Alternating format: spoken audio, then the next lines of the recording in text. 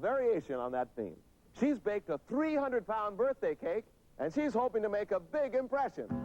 A crowd of 7,500 people is on hand to celebrate radio station KFI's birthday. Let's tell everyone why we're here. It is the big amazing jump at 11 o'clock this morning over at the Puente Hills Mall. Sandra Doyle of Escondido for $10,000 is going to jump from Bruce Wayne's airplane into a 300-pound birthday cake. I think that's relatively, if not totally, amazing. And Sandra is ready for this thing. We were talking to her on the radio here just a couple of minutes ago. It took 35 people 4 hours to build the cake, and now the finishing touches are being applied. All right, we'll be back out here in just a little while. It's 9:22. The frosting has now been completed. The next thing to be applied to the top of this cake will be Sandra Doyle. Thank you, Lois. Traffic reporter Bruce Wayne is the pilot on this daring occasion. Do you think she's gonna make it? The plane will reach an altitude of 3,000 feet. Once they're above their target, Sandra will give the signal and begin her descent. She's now sighted the cake. And there she goes.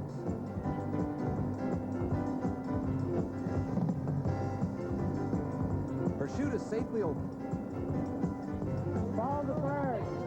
Now Sandra will try to guide herself toward her tasty target.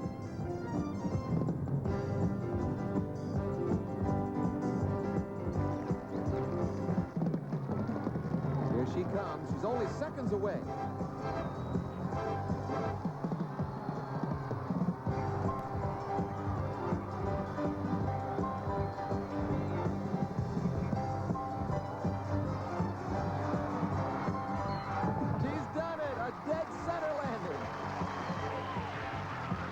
And now for the icing on the cake.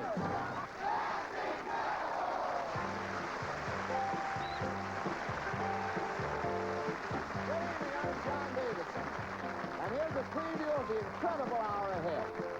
If you like races, get set for an unforgettable competition and place your bets on either the quarter horse, the race car, or the cheetah. I'm Kathy Lee Crosby. Tonight, you'll meet a professional model who's leading a dog's life. The world of high fashion is rolling over for Rusty, a very dapper Doberman who's busy lapping up his incredible success. I'm Fran Tarkington. If you don't believe in miracles, this story might change your mind. Ernestine Hudgens is among the youngest premature babies ever. She weighed only 1 pound 1 ounce at birth, but the extraordinary efforts of a devoted team of doctors have managed to keep her alive. 5-year-old Michael Juhas knows baseball like few others. When it comes to his knowledge of statistics, there's no one in his league. Crabman strikes fear into the hearts of most crustaceans. He loves to eat live crabs. And tonight, you'll get a taste of his amazing act. All this and more. Tonight on... That's incredible!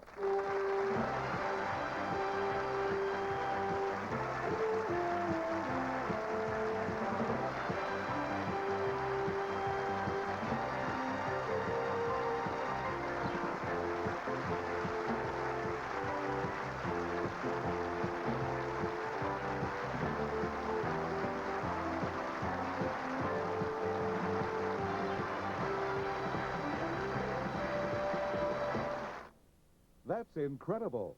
Brought to you by Renault and the amazing new Renault Encore. European design that's affordable, built in America. The one to watch. Renault. Introducing the amazing Renault Encore. Look how it feels with 4 wheels suspended independently for amazing cornering. And to see through a panoramic rear glass door. Look how the new Encore feels as it almost ignores gas pumps and offers interior space that's very flexible. For an amazing 5755, European design built in America. The new Renault Encore. Amazing. The one to watch, the one to watch, the one to watch. Renault. Yes, I'd like a hamburger with extra tomatoes, no pickle, no onion, and... Step aside.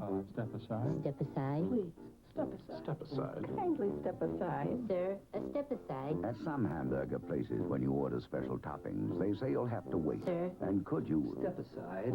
At Wendy's, you can order your hamburger with whatever toppings you want and get it without ever having to step aside. You want something better. You're Wendy's kind of people.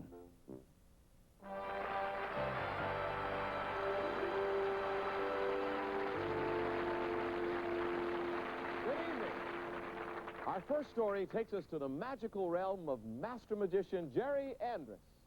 Jerry has nothing up his sleeve, and his hands are not quicker than the eye.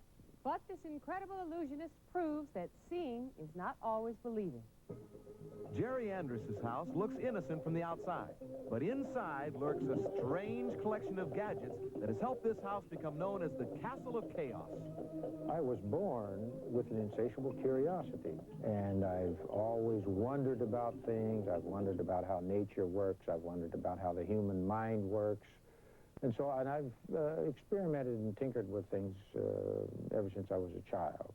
Sometimes the doorbell rings, I go out, and it's one of the neighborhood kids, or more often not several of the neighborhood kids, and they may want me to do a trick for them, and I enjoy doing that. I'll show you a card trick.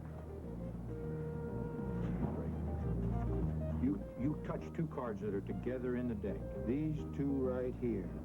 Okay, these are the two I'm going to use. Now you hold the cards. I'm going to show you the two cards you touched. Look.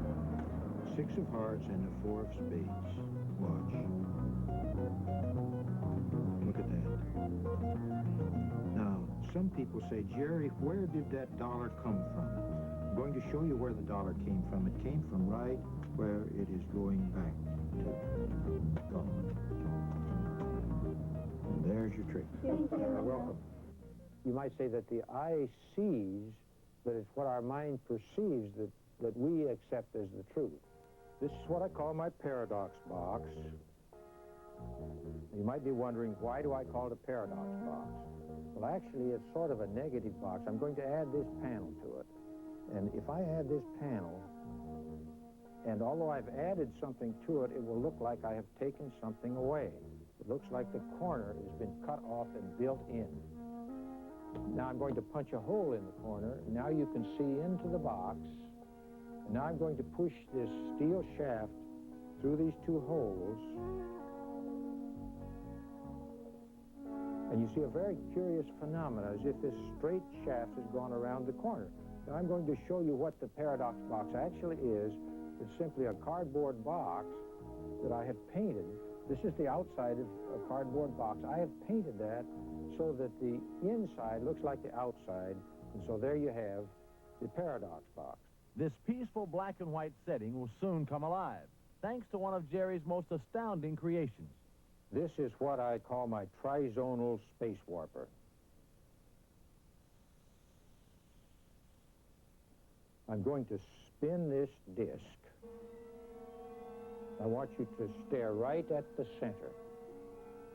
This is a disc with 3 zones, sort of logarithmic spirals. Keep your eyes on the center.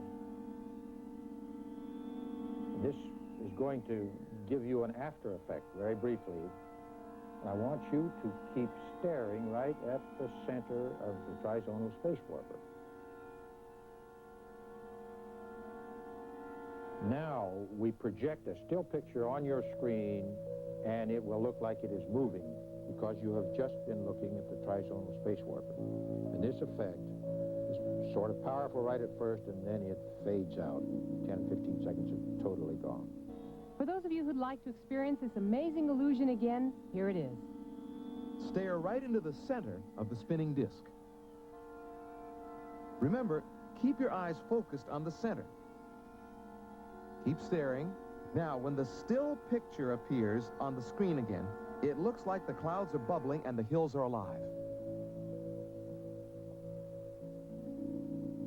Years ago, I saw a drawing, actually it was in a magic magazine, of one of these impossible figures. It looked like a box, a crate type thing.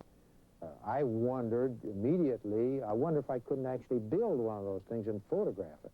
And so what I did is I took little matchsticks and I glued them together and put them in a certain configuration, and then I looked at it and saw that this looked like it was possible. After weeks of careful planning, Jerry set out to build his most mind-boggling illusion. Jerry created an elaborate arrangement of boards and ropes to form a box that should not be able to exist. In case you're wondering how this baffling box works, a board in the rear passes in front of a board in front, and a board in front passes behind a board in the rear. It's as simple as that. As we move towards the crate, the illusion slowly disappears. The sides of the box shift and no longer meet. Closer inspection shows how the boards have been painstakingly arranged. Ropes tied to the boards seem to be holding the illusion together. When we are fooled, normally, we're not fooled because we're not perceptive nor not knowledgeable. We're fooled because our mind is working the way it should. We wanted to see more of this incredible perceptual magic firsthand. So please welcome Jerry Andrus. Welcome. That's fascinating stuff. Jerry, what would you like to start with? Well, let's start with this. These represent two large brass nuts. They're fastened solidly together. If I turn them, they may look like they are not, but they're fastened solidly together. And the strange thing about it is if I put this straight metal shaft through here like this, it seems to violate some natural law. It looks like it has to be bent going around the corner to go through this hole and that hole. Actually, these are reversed. They're built in reverse. Where the hollows are, you tend to see humps. You see, and they're not nuts at all, but yet they look very much like it, and that's why your mind is fooled into thinking these are humps instead of hollows, and the shaft looks like it's bent going through. Is that a great illusion? This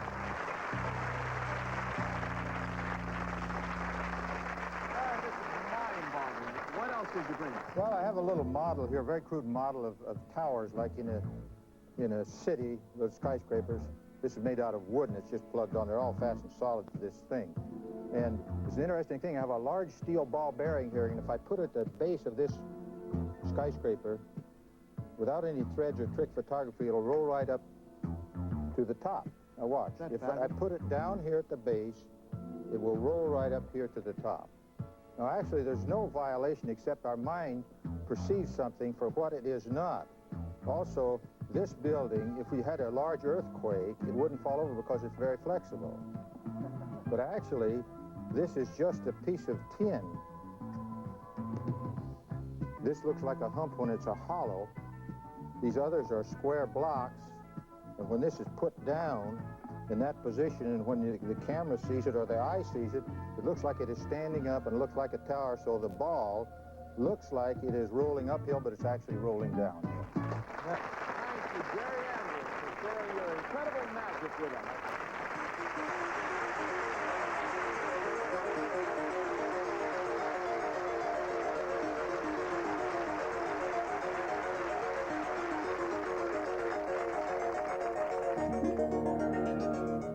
In the high-pressure world of professional modeling, youth, good looks, and the ability to maintain a pose are the prime ingredients for success.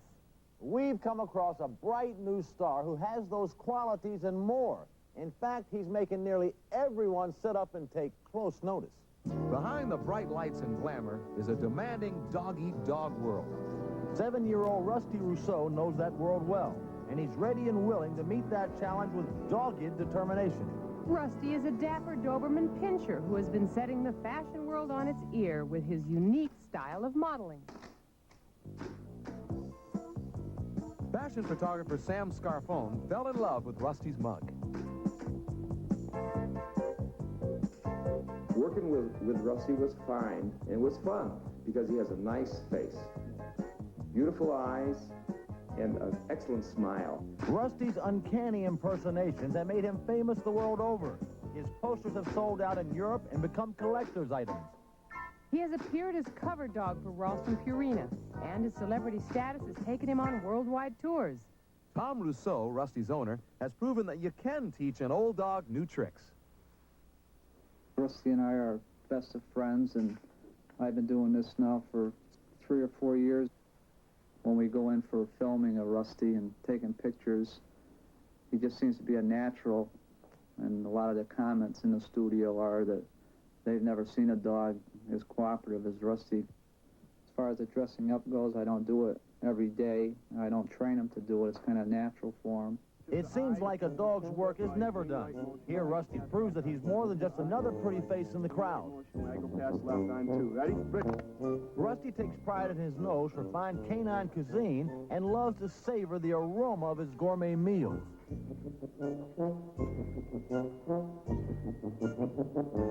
Rusty loves to personally answer all his fan mail, but even he needs to escape the demands of stardom.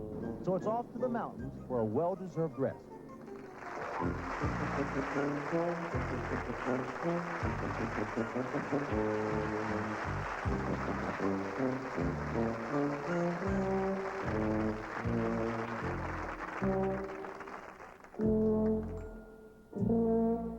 In a moment, we'll meet a 5-year-old boy whose incredible knowledge of baseball is unrivaled in the sport.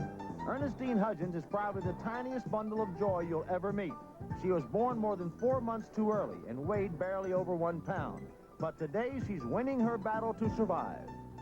Who is the fastest of them all? We'll find out when a horse, a cheetah, and a race car peel out in a dash for the finish line. All this and more when That's Incredible continues.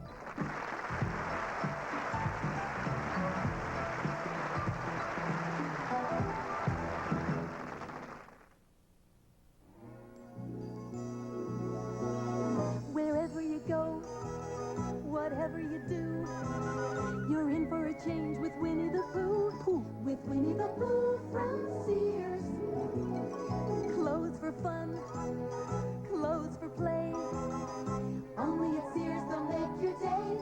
There's more for your life with Winnie the Pooh. For the clothes in your life, he's waiting for you. There's more for your life with Pooh at Sears. The great cars of Europe priced far out of reach until now. Renault presents the road to affordability. Renault Alliance, Motor Trend's 1983 Car of the Year. Twin coaxial torsion bars for a smooth, quiet ride. Fuel efficient, fuel injected. European technology that's affordable. $59.59. Renault Alliance, built in America. The one to watch, the one to watch, the one to watch. Renault. Like a lot of people, I'm taking better care of my body. Better care of my skin, too. With Skin Bracer Aftershave. Shaving is rough, so I use Skin Bracer. It cools and smooths skin. Tightens pores. That's the tingle. Smells great, too. But Skin Bracer's not cologne. It's skin care that feels good. That's why more men are saying, thanks. I needed that. Skin Bracer, now in spice, too. Takes care of men who take care of their skin. Skin Bracer Aftershave. Wednesday. Don't do that. If this isn't paradise, it's got to be trouble. I take it that wasn't Mr. Rourke. And this ain't no fantasy. On the Fall Guy. And a killer's on the run. Makes you think they won't try it again. The first step, destroy the evidence. On Dynasty. Then. Oh. It's not easy to be a beauty queen. He likes to touch me. Everything has its price. Hotels. Wednesday, starting at 8, 7 Central and Mountain.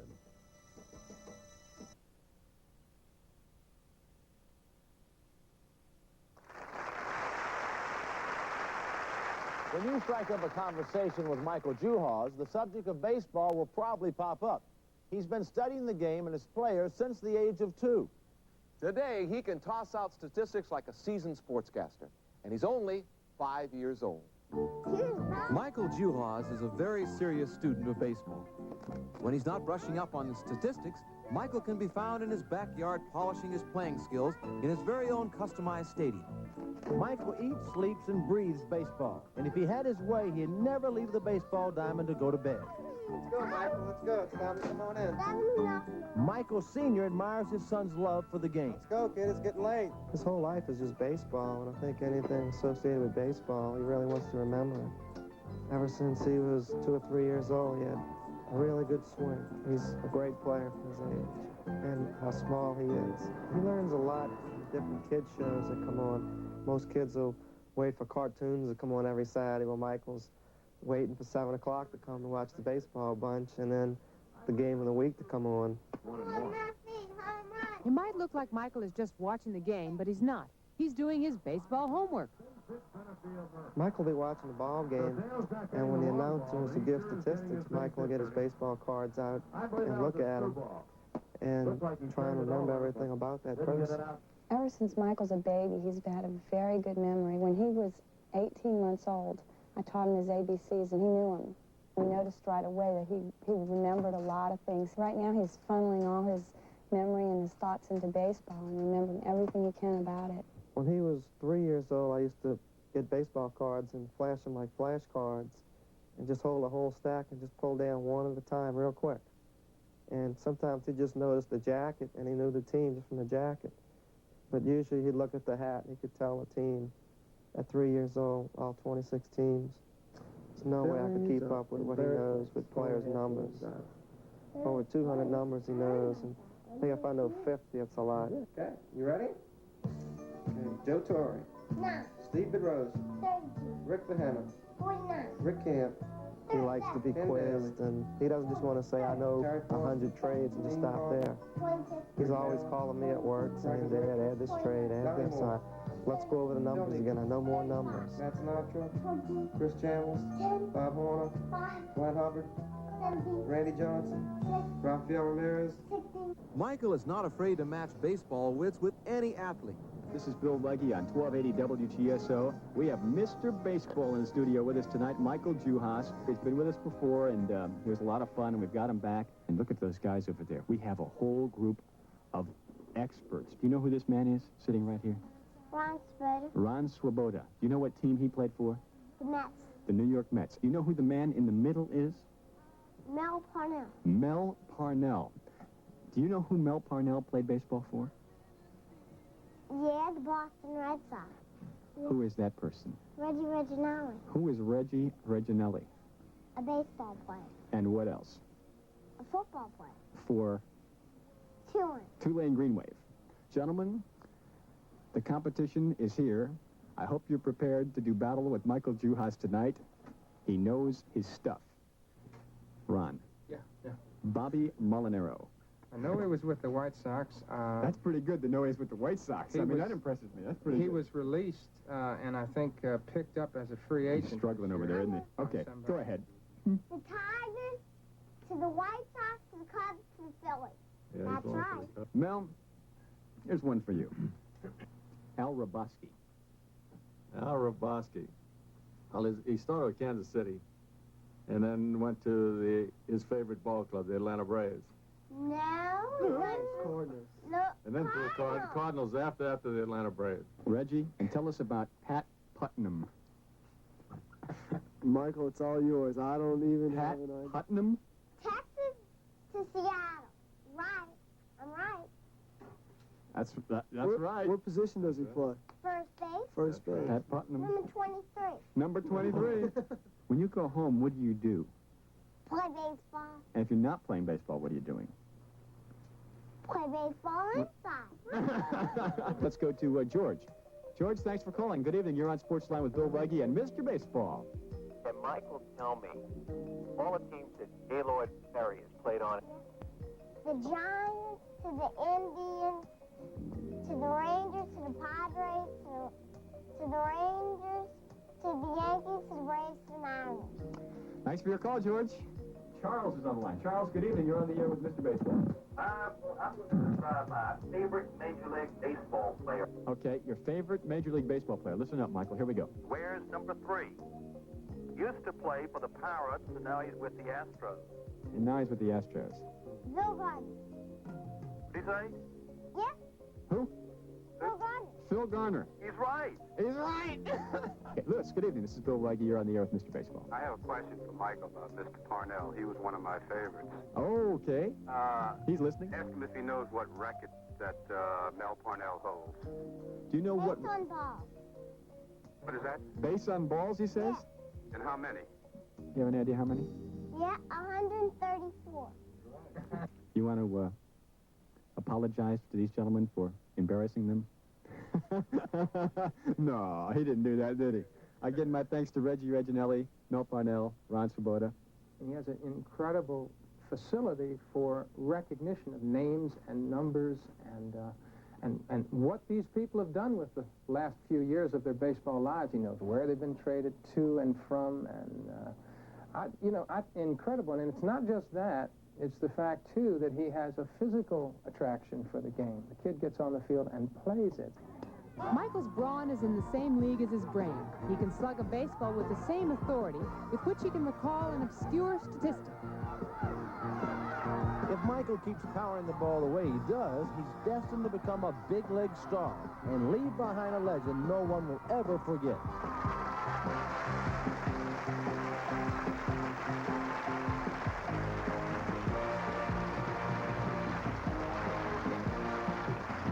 You know, a good meal can be one of life's most pleasant and satisfying experiences. But then there's no accounting for some people's taste in food. Swallowing goldfish and munching on chocolate-covered grasshoppers were both once popular eating fads. We found a man whose favorite snack probably won't catch on. You see, he loves to eat crabs. Whole, live crabs. Ladies and gentlemen, please welcome the incredible crab man, Jim Bryan. Welcome, Jim. How you doing, Jim? Jim, how did you get started eating live crabs? Well, actually, it started as a dare at a bachelor party. And from then on, different games and stuff. How many live whole crabs have you eaten since then? It's been quite a few. I've never really kept count of them. What, like over 10, you think? Oh, yes, way over 10. You mean like 40 or 50 or something? In that neighborhood over the last couple of years. Yeah. Okay, well, Jim, if you've got the appetite, we've got the crabs. Yeah, bring them on. Is it in there? Yeah. Yeah. Do you need silverware to do? No, I'll just pick him up, spread his balls, and look him in the eyes. All right, Kathy Lee, you want to do the honors? Well, how are you going to eat this? How are you going to eat this crab? You just pick him up and These are pick a nice one, Kathy Lee. Yeah, tease him a little bit. Tease him? I don't want to tease him. Wait, hold on, just hold on. Just hold on. Okay, here we go. Now, you're going to eat the whole thing? Yes. Oh, wait, I'm squishing somebody. Wait, right now like this? Just like this? All right, wait, let me move. Wait, hold Let me on. take the champagne bucket down so we can see a little bit better. All right? Okay. All right. You want your napkin in your lap, or you have your bib? I have my That's nice. bib. Would you recommend this as a meal? No, I wouldn't recommend it to nobody because it could be hazardous to your health. The shell could choke you, or you could be poisoned from it. Oh. All right. Go right. Bon appetit.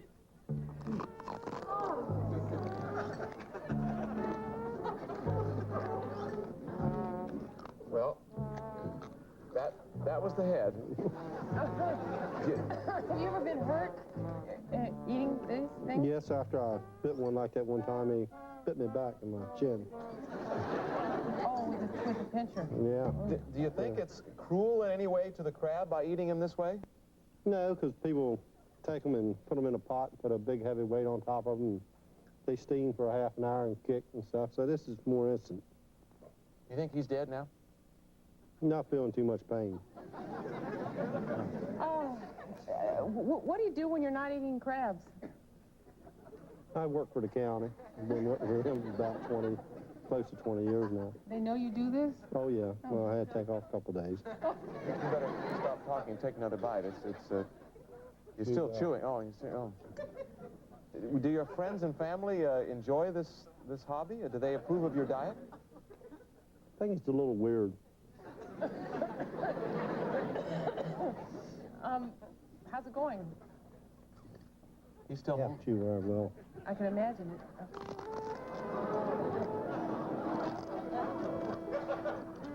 You have to chew that up pretty good, don't you? Yeah. Does that taste good?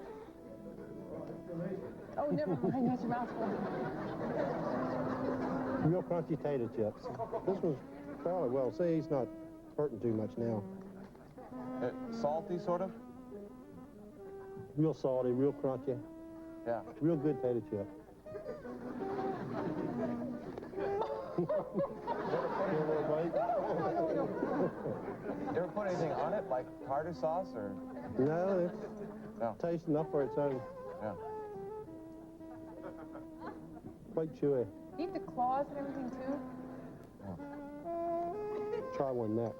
You try clawing it?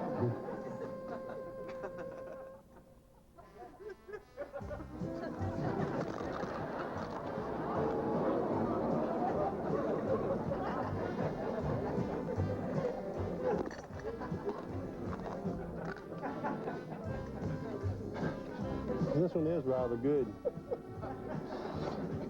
If you ever have a dinner party at your house, that's okay. We're busy. Jim, that's the most extraordinary meal I've ever witnessed. Thank you for joining us, because you are incredible.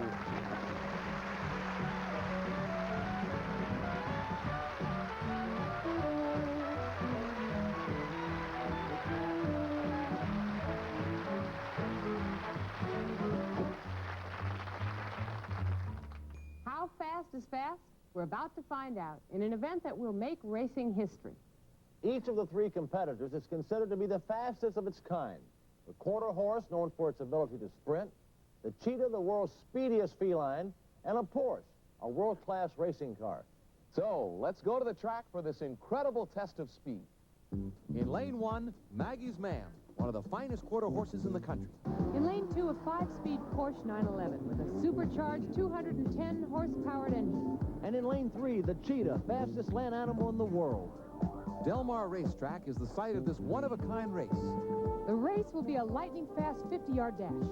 Track conditions are critical. A path was cleared on the track so the cheetah and Porsche could have a smooth, hard surface to run on. Loose dirt could reduce their traction and cost them precious time. The quarter horse will run on the soft, spongy dirt it is accustomed to. Ralph Pauline, one of the best jockeys in the country, feels confident he can ride his horse to victory. I don't think the noise will affect my horse any. She's pretty calm and she'll do things right. We should be tough because we can leave the latch off fast, and car might have a little problems getting off the line there because it might be a little slick for him. Cheetah don't look like, I've never seen a cheetah run, but they're awful fast, but I think I got a shot against them. Driver Pete Wood. Essentially, this car is designed to run road courses, which means turning right and left at extremely high speeds. It obviously will run rather quickly in first gear, and what we're trying to avoid is a shift from first to second, because the cheetah and the horse reach a maximum speed pretty early on, and we just use first gear to get out onto the track and get rolling. The cheetah's trainer, Laurie Marker.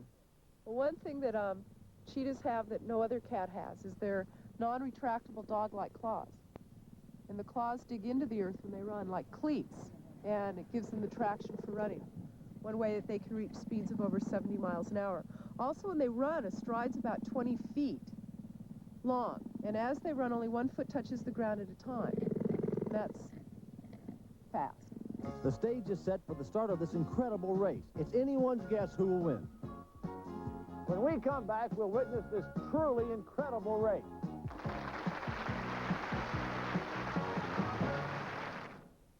The great cars of Europe priced far out of reach until now. Renault presents the road to affordability. Renault Alliance, Motor Trend's 1983 Car of the Year, with sedan comfort for 5 and their luggage.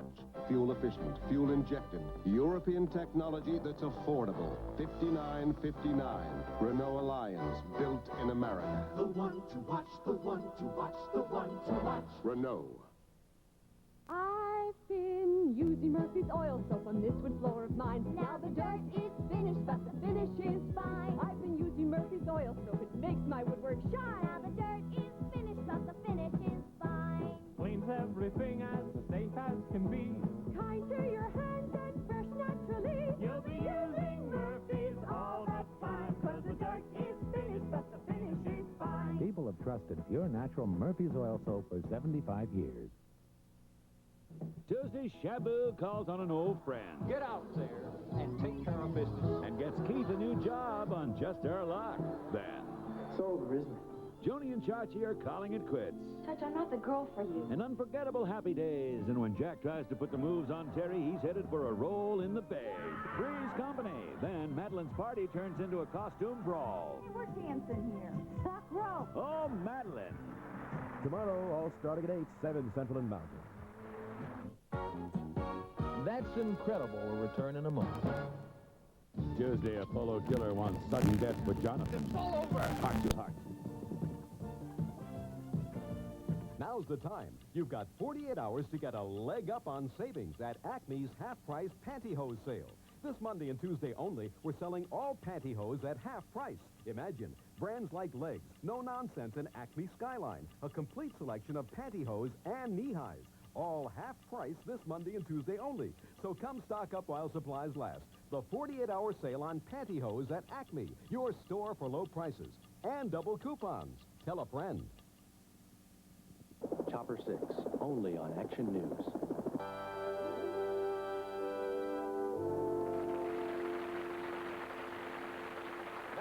Go back to the track to see who will become the fastest of the fast.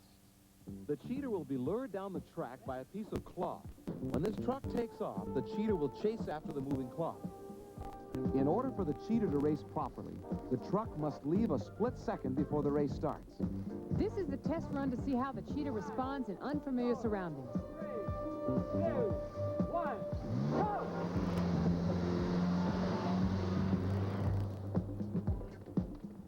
The cheetah has covered the 50 yards in under 6 seconds.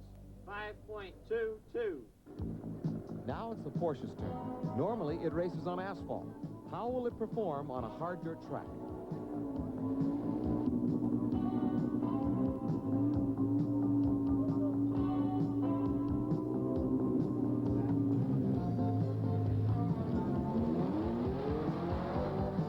The elapsed time is only 17 one-hundredths of a second slower than the cheetah. This race is shaping up to be tighter than anyone ever imagined. Maggie's mam skipped the time trial. She's used to the track, and she's raring to run.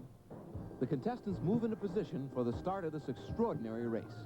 Since this is a short sprint of only 50 yards, there's no room for error. The first one off the starting line will probably win.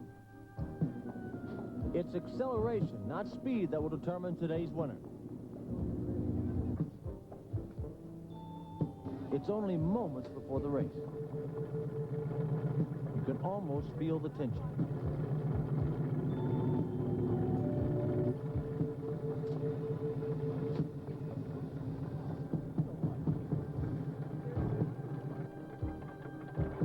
The flag is up.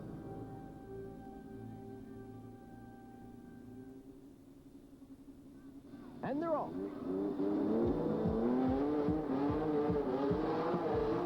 The quarter horse has won the race. Here's the finish from another angle. The quarter horse won by more than 6 lengths. Let's see it again in case you're confused by the blue truck going through first. The horse goes across first, the horse second, followed by the cheetah. The critical point of the race was the start. As soon as the flag was dropped, Maggie's mam exploded out of the gate. The Porsche started a split second later. Peter Wood hesitated before taking off. But the biggest surprise was the slow start by the cheetah. The loud roar of the powerful Porsche engine startled the cheetah and momentarily confused him. You'll notice at first the cheetah swings far to the right, apparently shying away from the roaring Porsche engine. By the time the fleet-footed feline composed himself, the race was all but over. The quarter horse was well on its way to victory. In this incredible contest, sheer horsepower has triumphed.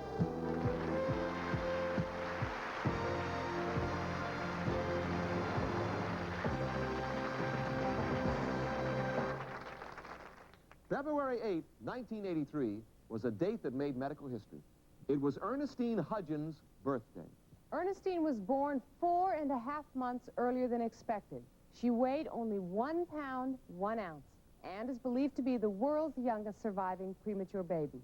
The odds against her survival were enormous, but so far she's overcome those odds, and the story of her struggle for life is nothing short of incredible. Gloria Patterson and Ernest Hudgens are celebrating the happiest days of their lives. Their baby girl is finally coming home from the hospital. I didn't really think this day would ever happen. You know, she would actually be coming home. Well, I barely got enough sleep this last night. Now that all this long waiting is over with, I'm ready to go pick my daughter up. I'm ready to go get her, have her, hold her, and bring her home. Ernestine Hudgens was born 18 weeks prematurely at Sharp Hospital in San Diego. Her chances for survival were extremely bleak. She was given all kinds of medical support that we possibly could give to her at the time, and it was fairly much considered to be a hopeless case because she was so tiny and immature. Ernestine's fragile body was only a few inches long. Her chest x-ray was the size of a credit card. The first few hours of life were the most critical. Doctors and nurses kept an all-night vigil waiting to see if Ernestine would live. She shocked everyone by surviving the night. Dr. Morton Cohen explains. I expected to find a baby who was agonal, who was almost about to die, and instead found a baby who was very vigorous, and we made the decision at that time to switch gears. Something inside of Ernestina, she really boggled the minds of science, was there that made her fight and survive. And when her condition changed, such that it became very available that she was going to fight and live, she was taken to the intensive care unit at Children's Hospital. There she was placed on life support systems. When she first came to us, we did not think that she would survive. She was just too immature, born just way too early. We'd never had a baby that premature survive before, and we just didn't feel that she would make it. And we told her parents we didn't think that she would make it. Well, when they told me that she wasn't going to live, I felt scared, hurt. I was really saying to myself, why is it happening to me? You know, so we went to visit her every day. Because I couldn't do nothing for her, you know, but just be there for her. So I prayed a whole lot. Even though we're used to dealing with small babies, she was smaller than anything that we were used to dealing with.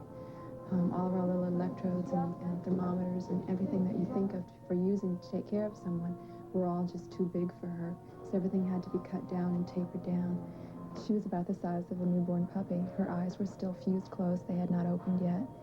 And she was all wrapped up in a ball and fitness about the size of the palm of my hand. When a baby is so premature, the way Ernestina was, it takes some kind of individual drive to survive because everything is against them. Ernestine received round-the-clock medical care. She was fed a special formula which nourished her frail body and gave her strength to continue her courageous battle for life.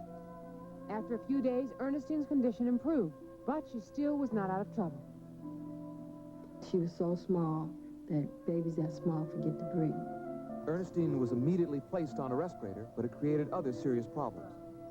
She became dependent on the respirator. The very respirator that was keeping her alive and keeping her breathing was damaging her lungs, and we wanted to get her off before she became dependent on it. Ernestine quickly adjusted to breathing on her own. She grew stronger with each passing day and was soon placed in her own private nursery.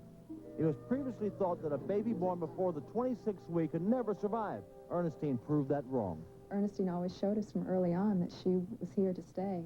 No matter what complication arose, she overcame it. Often these small babies do exhibit their own personalities early on. They show us in little ways their own inner strength. One of the reasons we're so thrilled about Ernestine and so happy to see her going home is that from all of the tests that we've done so far, she appears to be very, very normal. She has normal vision, she has normal hearing, she acts like a normal baby, she acts like a newborn baby, which is what she is right now. She's not due to be born for another week. You ready to go home, Mama? She sees well, she hears well, she responds to her mother. She has learned to do all the things that babies need to know.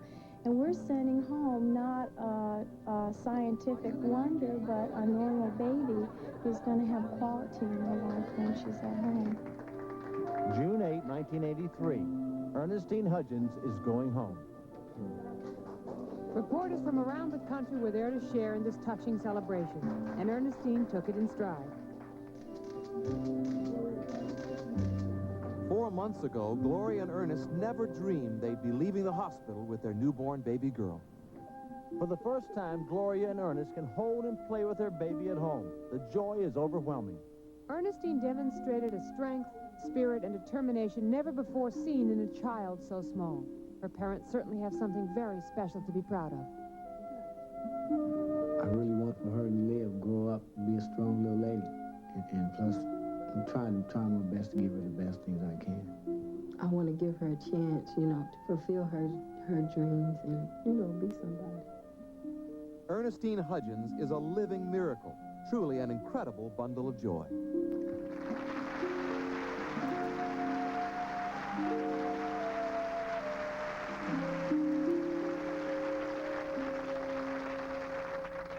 In a moment, we'll see how an incredible coincidence made it possible for a young man to pursue his dream of becoming a doctor. When That's Incredible continues.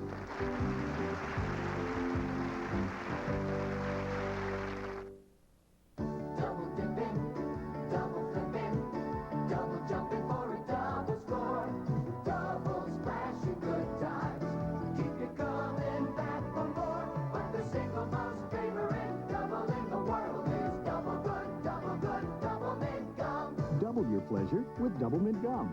Double good, double fresh, double delicious. Double good, double mint gum. Double your pleasure with Double Mint Gum. Pontiac.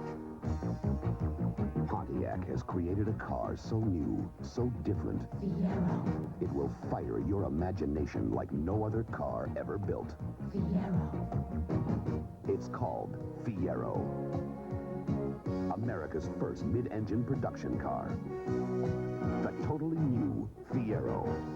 Only from Pontiac. We feel excitement. Pontiac. Now, I don't want to say business is bad, but I feel like we're closed. Open a good book, Dad. Bell Yellow Pages? The book that talks to people whose fingers do the walking. Pete's for sports. Team uniforms are a specialty. Now, Pete, he's got a great business. Oh, sure, he's in the Yellow Pages where customers can find him. How'd you like to be that busy? I'd like it. I'd like it. Get the Yellow Pages talking. You're safe with us. Let your fingers do the walking.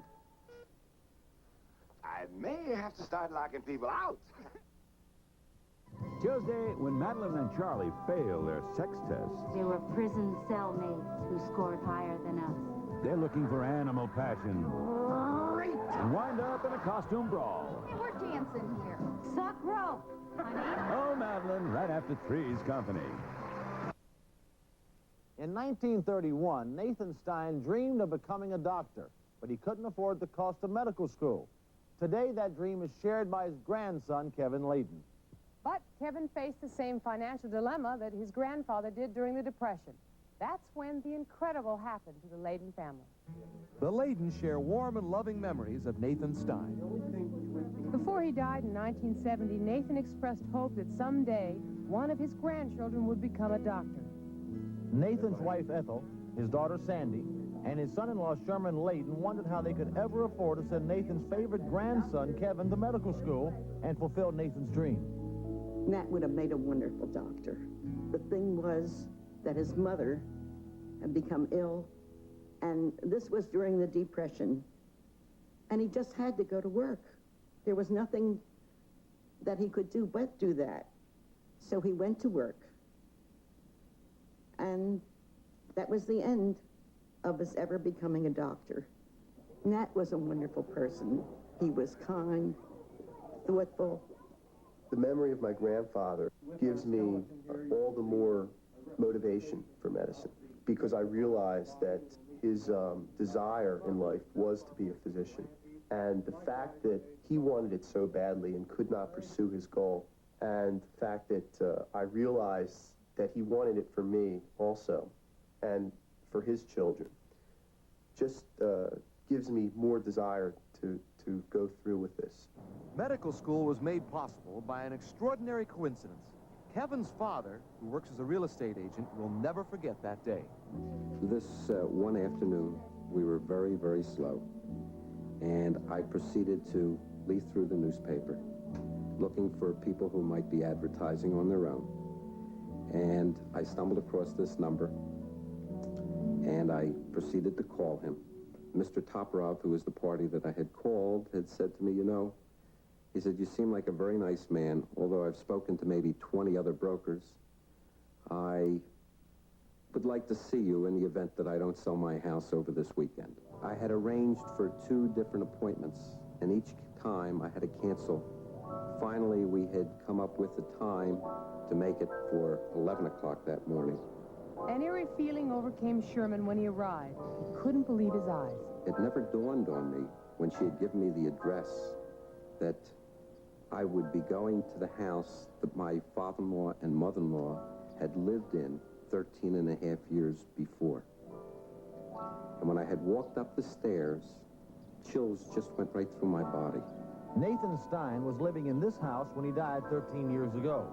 Was it more than just a coincidence that brought his son-in-law back to the house now owned by Sidney and Dina Toporov? It was a very strange feeling. I was looking for things that brought back memories of their living there. And although the house was rearranged with different furnishings, it still brought on the same familiarity that it had for years in my mind.